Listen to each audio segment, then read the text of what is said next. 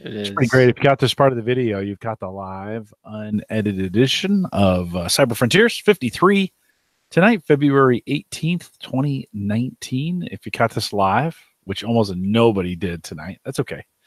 Welcome. If you are listening to the recorded version, wait 1 minute. We are literally going to start in 1 minute. Maybe even less than 1 minute. Christian, you all set? Yeah, ready to roll. All right. Let's get the intro here. February 18th. That's the day. I think something happened on February 18th. Did you have the day off? No. No. Let's not be silly. We don't take days off. That's too pedestrian. Like your facial expression was classic. No. That's okay. I didn't either. I was at work too. Yeah. But our friends in the government sector, they were certainly off. Yeah. Pretty much, unless it's Christmas Day, go to work. No, just kidding. But also, well, but no, actually, not. You're kidding, and you're kind of not. Yeah. In that kidding, not kidding kind of way. Yeah, kidding, not kidding. Sorry, not sorry. Okay, let me do this thing. This is the Average Guy Network, and you have found Cyber Frontiers show number 53, recorded on February 18th, 2019. Here in Cyber Frontiers, we explore cybersecurity, big data, and technologies that are shaping the future. If you have questions, comments, or contributions, we do have an email address. We'd love you to have those, send those to jim@theaverageguy.tv. Although the real guy, the guy who really knows the answers to the question, just send it to him, Christian@theaverageguy.tv. Christian, do you ever get any email from the show? Anybody ever email you? I do. Some listeners with a variety of spammy requests to include our link in your article, so that. But no, I mean like listeners. Do you ever get like? Yeah, no, I get some listener feedback for sure. Okay. Yeah, well, you want to encourage folks to do that. Give us some topics. If there's some things you want Christian to cover, let him know. Christian@theaverageguy.tv. You can find me on Twitter @JCollison, and Christian is @BorgWhisper. Don't forget theaverageguy.tv, both web and media hosting powered by Maple Grove Partners. Get secure, reliable, high-speed hosting from people that you know and you trust. Plans start as little as $10. That's both sides. That's media and hosting available. Great for podcasters. In fact, Christian, I was just talking to a podcaster today in Lincoln, Nebraska, and he said, who do you recommend hosting? Maple Grove Partners, the greatest hosting service you've never heard of. That's kind of the tagline that I say that you've never heard of. And he was like, oh, okay. So you may be getting another call in adding someone else to Maple Grove Partners. So good work.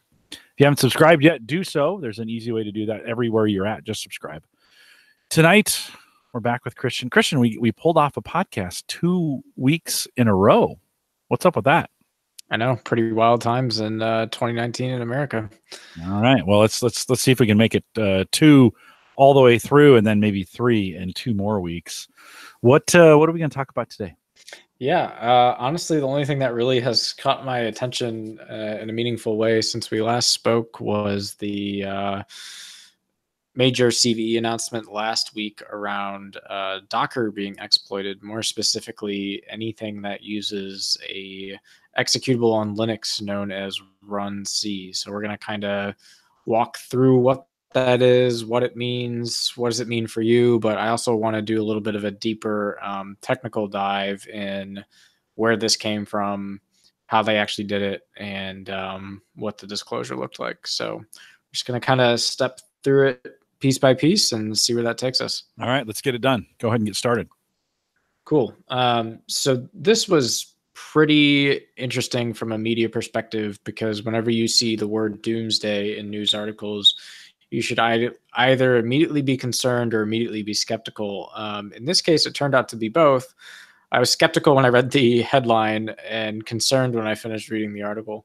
So the use of the word doomsday was probably, we'd give it like a 70% accurate rating. You know, it was like some respectable people used the word doomsday, but like in comparison to all cyber doomsdays, like I didn't think Dr. Doomsday was about to show up on me.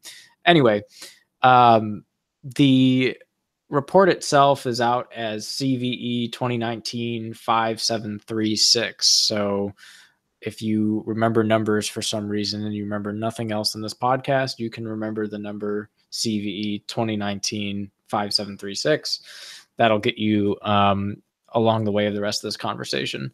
And so this is actually, why is it called the Doomsday?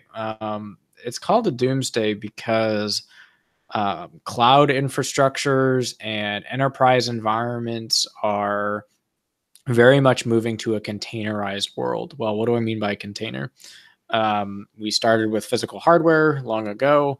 Eventually we got powerful enough servers and desktops that it's like, hey, wouldn't it be great if I could have these different environments virtualized? So we started virtualizing operating systems. And, today almost any average guy can drop in a ISO of their choice, spin up a different operating system that they want, and run it in a virtualized environment that runs on top of the physical host operating system. So virtualization, pretty crucial technology in the last 10 years of enterprise IT, period, full stop. And to this day, virtualization obviously continues to be a huge part of enterprise architectures, cloud paradigms, et cetera, to the point where it might be interesting to do an analysis on how many enterprise infrastructures are made up of more virtual hosts than physical, because it's increasingly probably a large percentage of the world finds themselves in that situation. Well, containers kind of came around at that 5-year ago or so mark, but really have only matured in the last 2 to 3 years. So containers, like, well, what does that mean? Sounds pretty similar to virtualization. Well, it kind of is. With containers, think of them as like the lightweight, bare minimum thing I need to run something that resembles an operating system. So it's not designed to be the full kind of virtual machine child operating system experience. They're much more designed to be these kind of lightweight images that utilize and take advantage of the native host in order to execute and perform functions. So just like a virtual machine runs on a hypervisor, which is a lot of hardware sitting on a physical host, and you run n virtual machines against that hypervisor, containers work in a similar way, where they share a little bit more. So it's, when you think about virtualizing an operating system, you're in essence virtualizing the entire kernel space, memory space, the whole image, etc., is running in its self-contained environment that interacts with the hypervisor. And from a security perspective, if we were to be concerned about how do I jailbreak out of my virtual box into the physical host, I'd be looking at what are vulnerabilities in the hypervisor, right, to kind of escape out of that localized memory. Well, with containers, it's a little different. And containers really started more on the Linux side. So this is when we talk about containers, this is something that really was adopted in Linux technology pretty early on, and many people didn't really come to know it until they came to learn about Docker and what Docker can do for them. And for many respects, Docker is kind of seen as a little bit of sandboxing software. People might think of it that way, but it's really meant to give independent resources an opportunity to run in its own environment with its own processes while utilizing and leveraging features of the parent host operating system. So there's much tighter coupling and integration between what the container relies on in the physical operating system. It's kind of like the analogy would be a virtual machine is kind of like the child that's 30 years old now and living outside of the house. You can no longer declare him or her as a dependent, whereas the container is very much a dependent. They're never going to move out of your basement. They will always require some type of default care and feeding from you as the host parent or operating system. And there's kind of 4 capabilities in the Linux operating system that make containers do some of their core operations. Number 1, there's a executable called capabilities. And this is, again, all these things are kind of included binaries with Linux operating systems now. The capabilities executable basically ensures that containers like Docker will have a limited set of capabilities by default, which makes a container the kind of root user of an unprivileged user. So what I mean by that is one of the great advantages of containers is that it really allows you to isolate applications and services that don't require a full virtualized host, but still benefit from having its own isolation and its own kind of least privilege model of file system security, process security, et cetera, et cetera. So that first binary, capabilities, is how many containers kind of secure and lock down user privileges and bring in the least privilege security model into containerization. The second binary is called seccomp, SECCOMP. And this blocks container processes from executing a subset of system calls that limit its what I call blast radius on the host environment. So again, remember that containers are much more tightly coupled to the physical operating system than what a virtual machine is. So what seccomp is really doing is almost acting like a whitelist and a blacklist of here are things that I, the container, am never allowed to execute.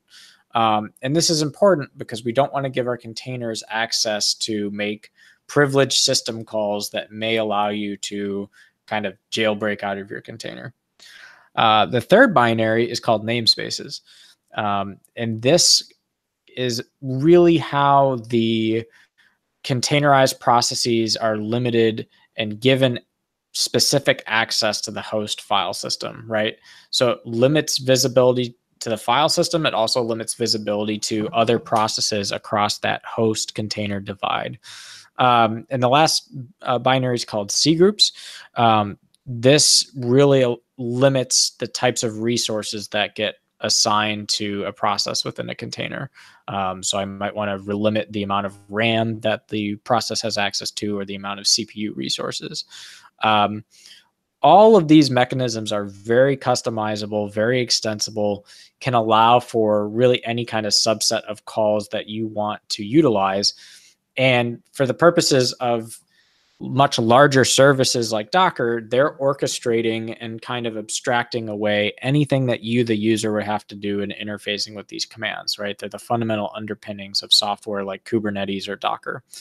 And also, before I go further, in the show notes, you'll find a link from Dragon Sector. And Dragon Sector is the original group that has followed the research and actually published the disclosure responsibly that led to the CVE. And then they did a very detailed kind of white paper style write-up of how they did this exploit. And so what I'll be stepping through much of this podcast is from Dragon Sector's blog post on it.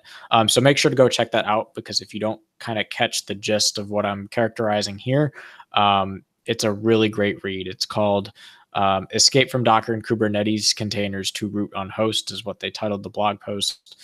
And I'll kind of recircle back at the end with that information along with some other tidbits. But as we're talking through today's show, want to make sure that we give proper attribution that as the original disclosures of the vulnerability, they had obviously the most detailed technical white paper of how it works. So we're kind of following through their white paper and trying to break it down so far. Before I go on, any questions to Jim? Ken was asking if there's any performance differences between VMs and containers. Yeah, definitely. So in many respects, you're still relying on the physical hardware of the box, right? But there's different levels of overhead and performance characteristics between a hypervisor and a container. So in many cases, the lightweight container experience might give you more direct IO, as I like to call it, to have better performance in certain scenarios.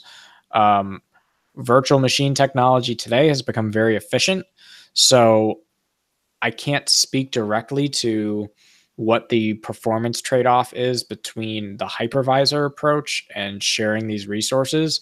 But generally, kind of the lightweight approach to containers should maximize throughput for certain applications when configured correctly. And that's kind of the caveat, right? Is like you need to make sure that you're providing the right resource allocation to your container, and that it's running on a physical host that is correctly set up. But yes, if you have a production kind of Docker environment or container environment, you can outpace a VM in many performance scenarios. Because with the VM, keep in mind, you're running all these additional operating system processes on the host that you probably don't need, right? So you have to kind of account for that, account for the disk space associated with an image that's a full operating system. So you're using extra disk. You're going to be using extra RAM to run that full operating system. You're going to be using some extra CPU to deal with task scheduling, all that kind of operating system internals. So containers definitely abstract away a lot of that overhead. And then you're also getting, in some respects, more direct tasking of the physical underlying hardware. So less indirection. So containers really, the benefit, right, was that less overhead, but higher security, right? And I think that's why sometimes this is the apocalypse, right? Or the what was the term they used for the doomsday? Doomsday, right? Is that I think for the average guy, containers or Docker was set to be like, oh no, these are super secure, right? And I think that's why when they found this exploit, it was kind of like yikes, because I think a lot of people have depended on them to be very, very secure. And of course, when you find an exploit, so I think that's kind of the reason maybe for the overreaction. I don't know if that's over or not. I don't know. Is it? Do you think it's doomsday? It had the potential to be if it wasn't properly disclosed. And I think this is one of the things that was really fortuitous about this is the way this vulnerability was actually discovered was through a capture the flag competition. So it was actually like, yeah, we're going to do this capture the flag event, which is anyone who's in cybersecurity, like you've participated in capture the flag events and other types of challenges. And so this was an inspired research task from one of the CTFs, and the CTF was called Namespaces, and it was from the group 35C3 CTF. So they find this vulnerability in the process of participating in the CTF competition, and they were very much professionals about it. So the doomsday scenario would have been an improper disclosure or selectively leaking it to certain people to take advantage of it. And keep in mind that major cloud platforms and enterprises obviously host container images, allow you to spin up arbitrary containers. And the actual vulnerability we're going to describe today is how this particular issue allows you to escape out of the container into the physical host at what we call root level permissions, meaning you own the box. And obviously, from the perspective of I could be running thousands of containers on a given physical host. All I need to do is grant one user the ability to spin up and run their own container. And if they were able to use this vulnerability, they might be able to start rip-roaring into other containers on that host or gain additional privileged access to the physical host itself. So in the case where you're a large IT organization and you're handing out Docker containers like candy for people to run and test their apps, like this could become a huge attack exploit for you. Now imagine the case where it's like the domino effect of vulnerabilities where, let's say your container runs a web server and your web server is compromised. Like one point of the containers is, oh, great, the web server is compromised. At least they can't do anything other than hose the web server. Well, now they could maybe use some web server vulnerability to get into the container, now I'm in the container, I can corrupt the container image and now jailbreak out. And ooh, look, now with one web vulnerability and one container vulnerability, I now own thousands of containers. So the doomsday is just that the cascading effect potential that this particular vulnerability has is very significant. And I think that's why it got the label that it did. Yeah. Let's walk on through, give us some more details on this. Sure. So we talked about those 4 capabilities, and those are to kind of frame this in the context of containers are king in the Linux world. So we're very much living in a Linux operating system right now. The team that was part of the CTF tried several failed approaches. And what they were really focusing on is, and this is again a quote from the blog, quote, investigating what happens when a new process gets started in an existing namespace, which many people know as the command docker exec. And so they're looking for all the different system calls that are associated with how a container operates in order to start to look for weaknesses and mechanisms to take advantage of those system calls. So they focused on several different areas that take advantage of namespaces. Remember, namespaces are the key mechanism by which the container has least privileged access to its own file system, file descriptors, et cetera, et cetera. So what they were looking for is mechanisms to bypass the security model of namespaces in order to gain additional access to more namespaces. In other words, breaking out of the container.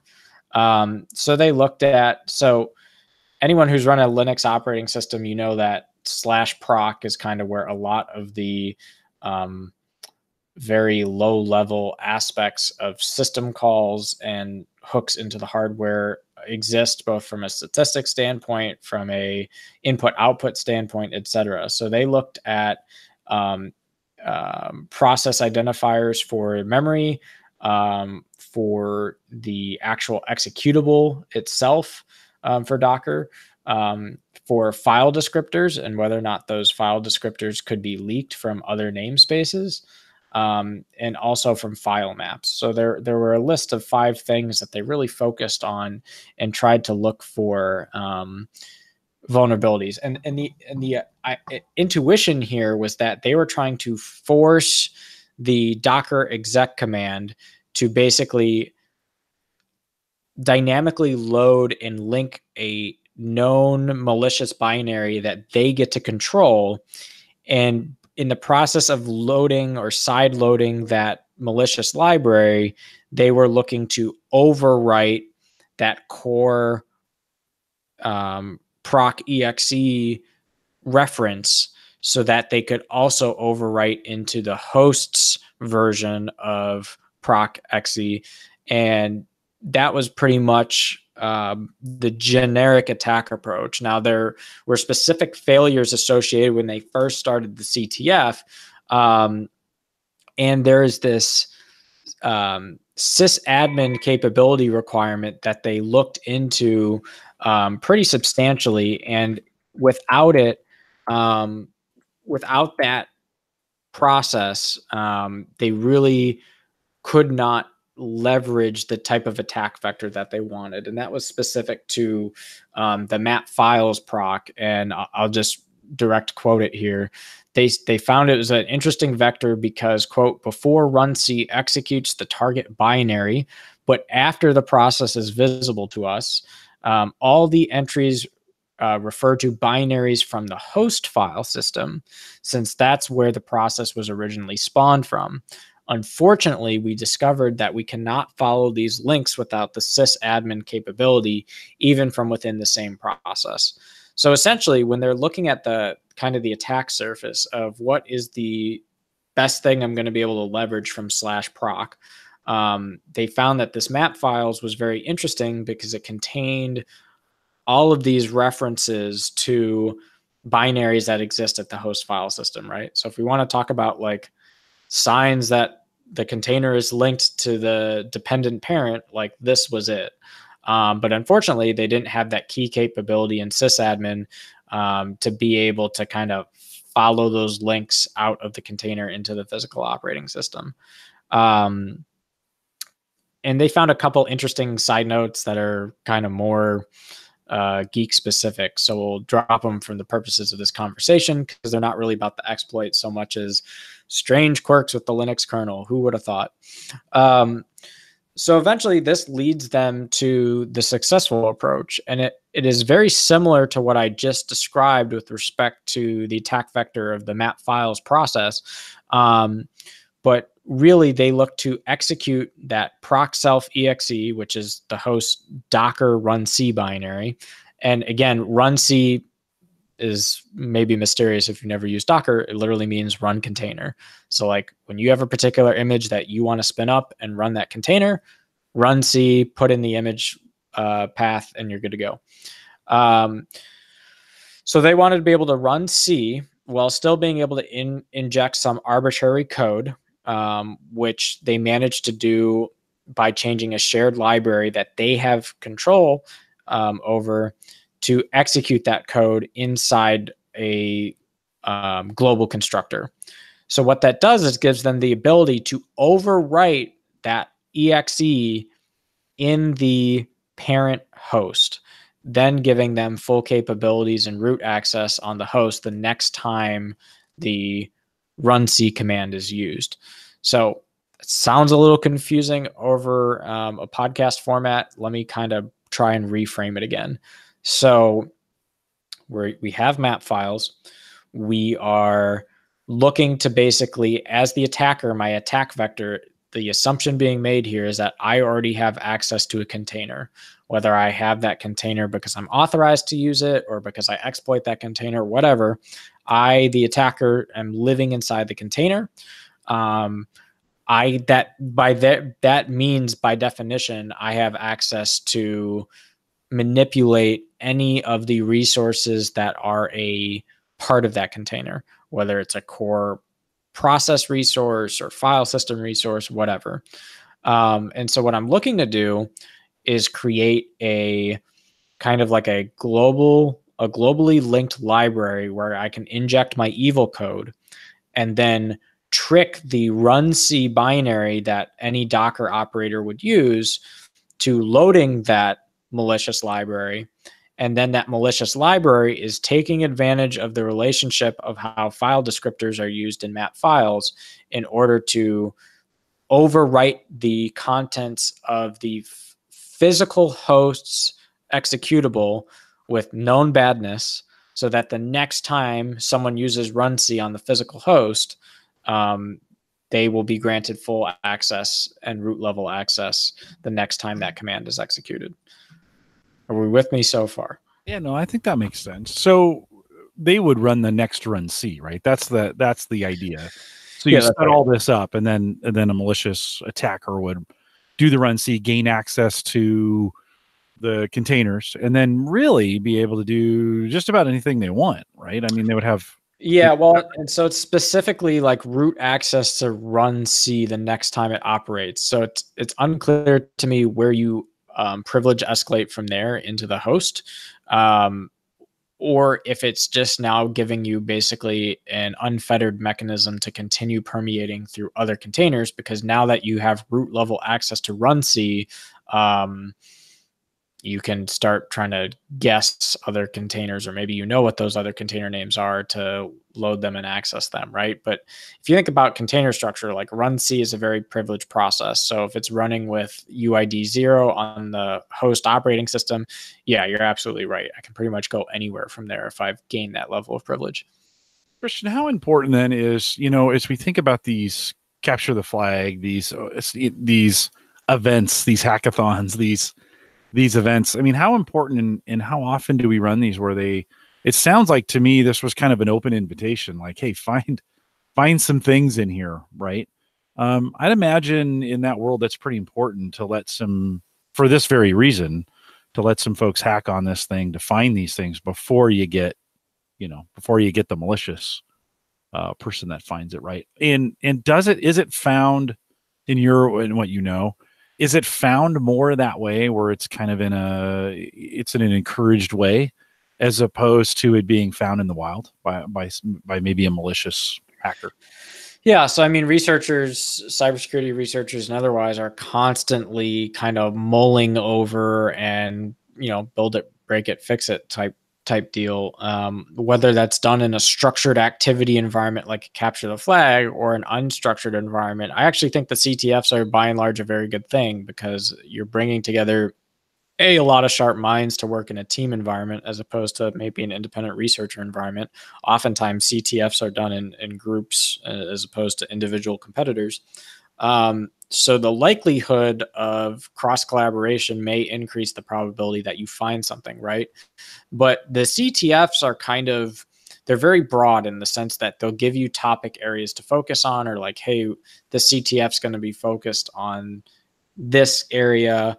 And some cybersecurity competitions, for example, like you're going to be able to quote pull off the exploit or pull off the heist, right? Like they're designed to see how many challenges you can work through, and work through things that will have known flaws in them for the purposes of the challenge.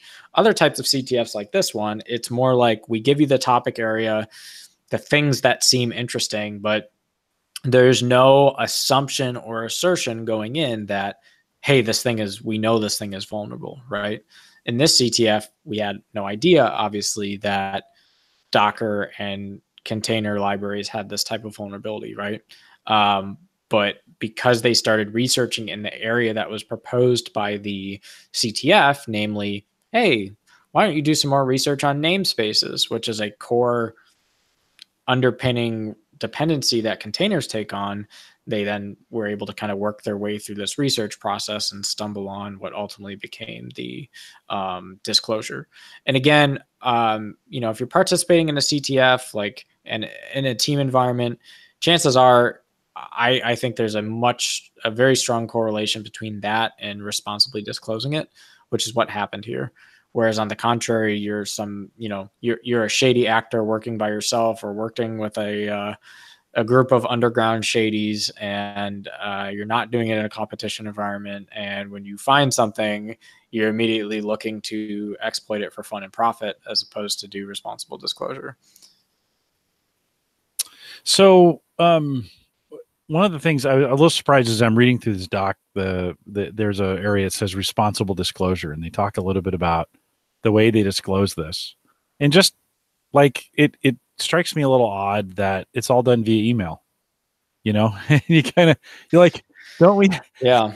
In the security world, don't we have kind of not saying every little bit of email is insecure, but you're kind of blasting out a major exploit on something across a system that doesn't have the best track record. I mean, it's a great call out. Now, like what we don't know is, were they using PGP to encrypt the email when it got sent to Docker team? Like what types of encryption was put in place when they sent the email? But I by and large agree that email is a very odd form, but that is the majority of how these types of disclosures get reported. My hope is that, and I'd have to do some digging to know for sure that, responsible disclosure involved in this case, find the PG, and that's a two-way street, right? Number one, in order to properly encrypt the email and send it to them, Docker and their reporting mechanisms need to have their public key published and available for their abuse and or vulnerability emails so that people know who to encrypt it to.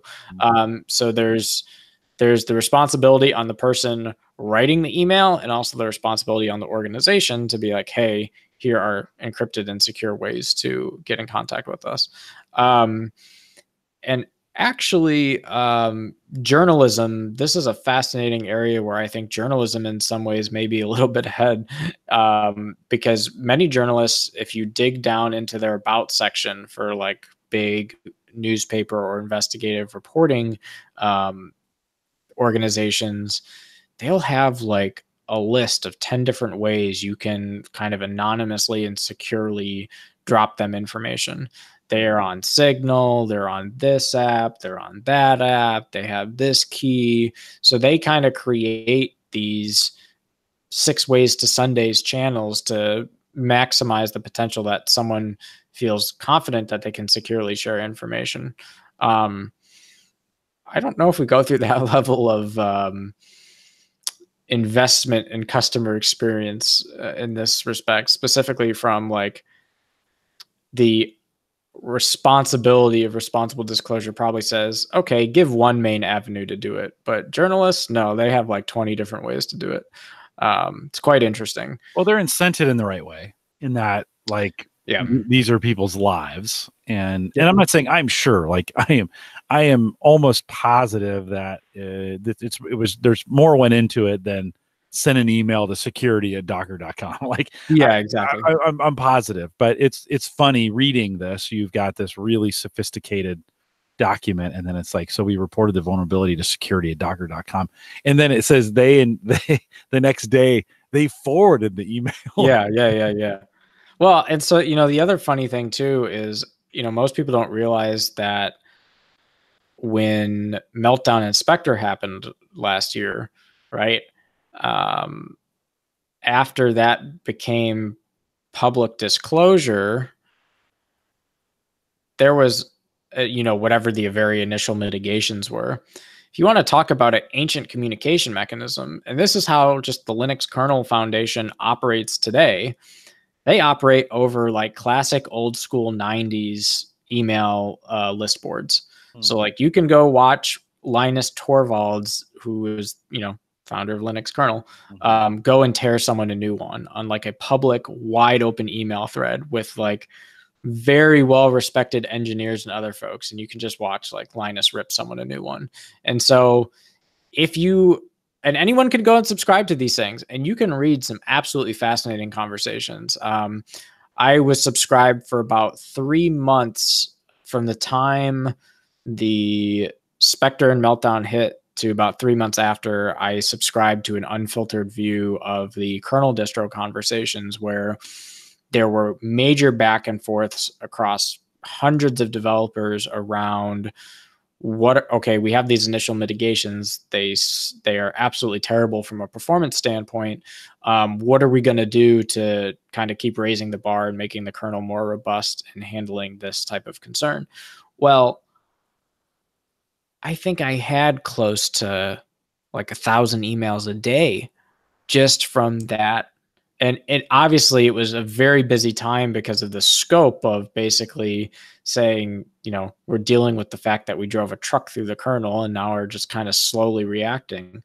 But in those initial months, I think by the end of my experiment, I had close to like 24,000 unread emails in my inbox specific to just subscribing to that public distro. So like it was the major vehicle for how all these different industry organizations kind of got on the same page with getting their 2 cents in about how the public open source Linux kernel should react in an official code-based perspective to the Meltdown and Spectre vulnerabilities. So, you want to talk about an ancient mechanism, like that's it. And apparently it's still one of the most effective ones. Otherwise folks wouldn't be using it the way they do. But this one smells a little bit different, right? Like Spectre and Meltdown, there's a lot of work that went into this one. This one probably had a very different responsible disclosure timeline than Spectre and Meltdown did. Well, you get the feeling sometimes too that when you debate this openly, it's like hiding your secrets in plain sight, and that adds some credibility. I mean, yes, it is an enormous effort to weed through all that dialogue and the debate, but there's oftentimes in that there are gems of truth. There are ideas that are the right ideas that need to be argued out. They need to be debated, and they need to be. The way we go about debating them isn't always healthy. Yeah, right? It's not always cordial.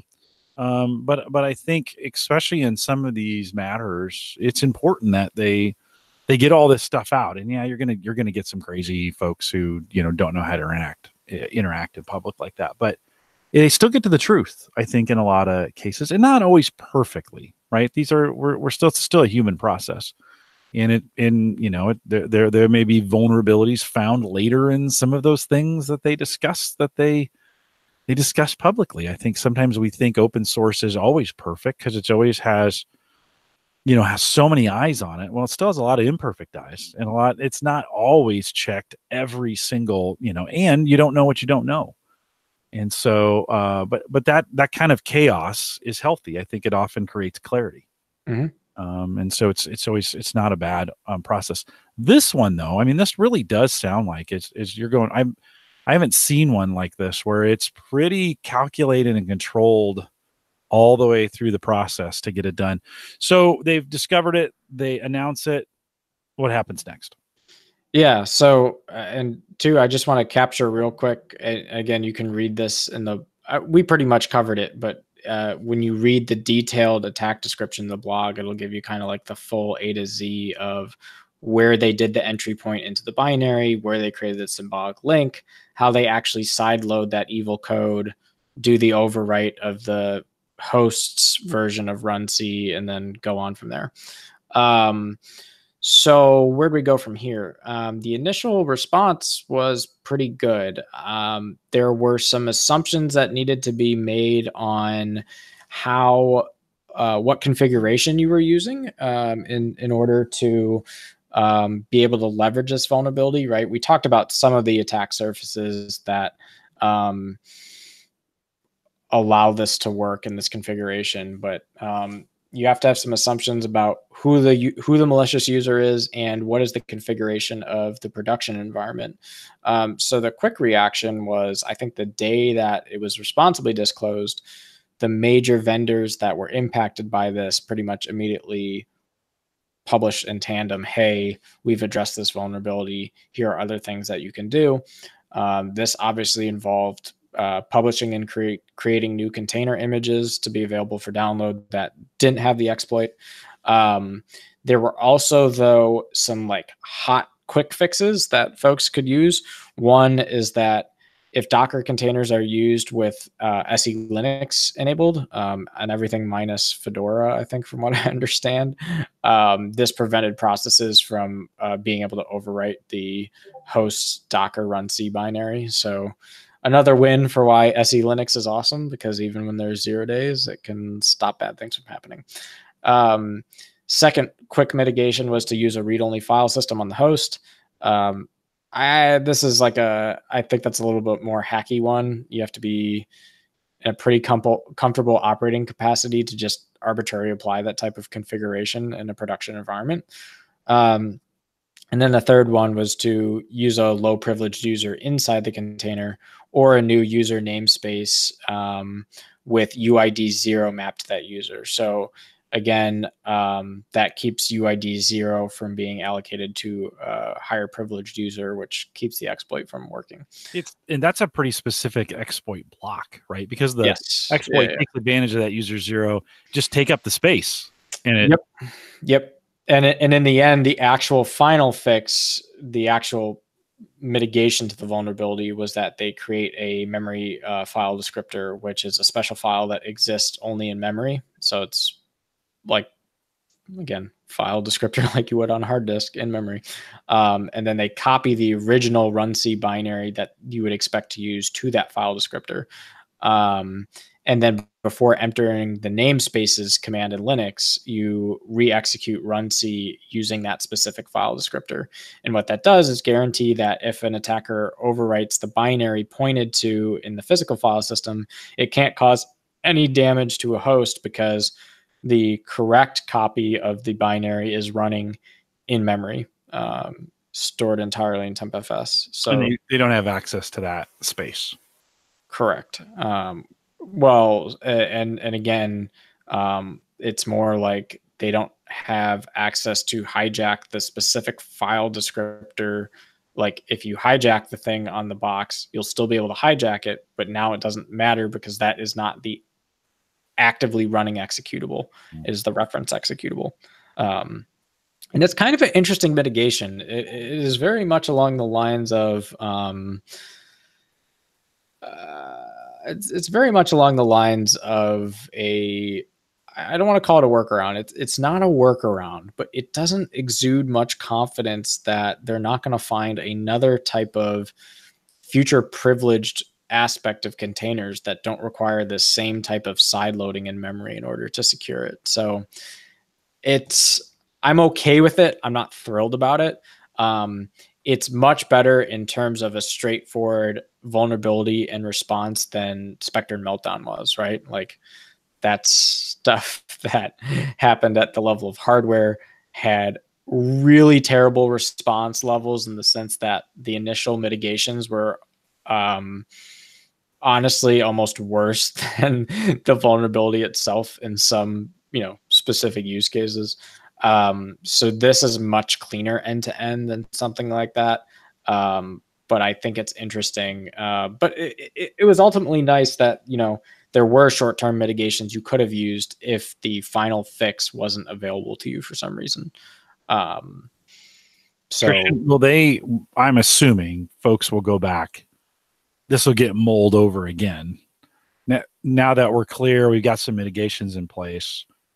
The community will go back and keep digging on this thing just to make sure, right? Oh yeah, I mean, I'm sure people are making sure there are no variations on a theme here, right? And we saw that with Spectre specifically, that even after the initial 3 variations of Spectre and Meltdown had been disclosed and patched, that people were testing additional variations of Spectre for months after, and some additional variations were found. So I would expect very similar things have been happening with this vulnerability, but to date, there's nothing to report in the to the effect of additional vulnerabilities from that research. Well, and it's still pretty new, right? I mean, this was a vulnerability really discovered very first of the year, right?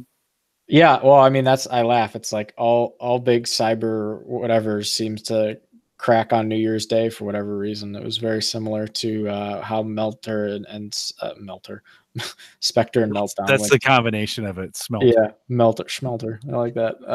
Yeah, Schmelter was like beginning of 2018. So I guess we had to have some big bang at the beginning of 2019 to get us all excited.